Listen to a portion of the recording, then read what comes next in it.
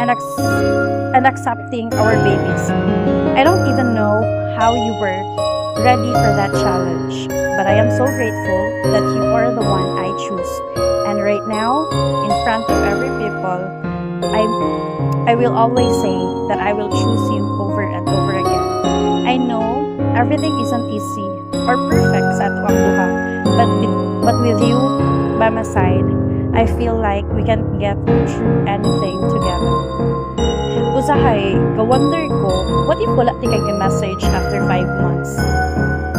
I mean, wala ti kang message 6 months ago sa Tinder. Wala siguro tayo twins right now. And dili siguro ko kaslun karon with you.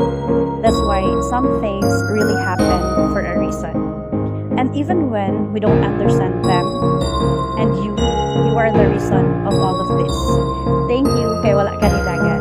But seriously, if it weren't for you, dili na ko makita ang life filled with love and laughter.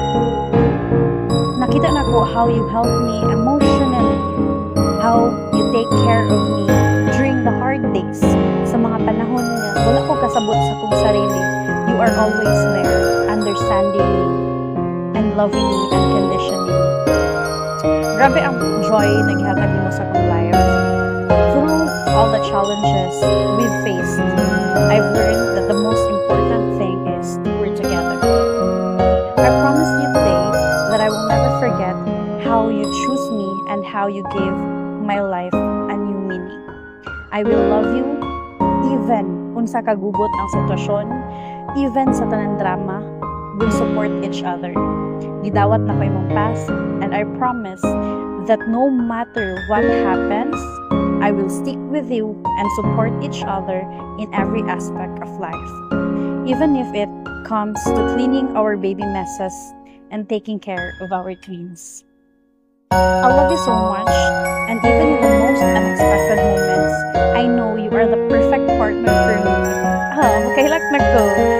I can't even put it into words, but every day, with every tawa, every luha, I love you more than ever.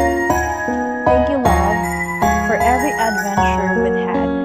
From one night stand to this day, let's keep going. I love you, and I'm so thankful that we found each other. Sir, ba't ako, sir?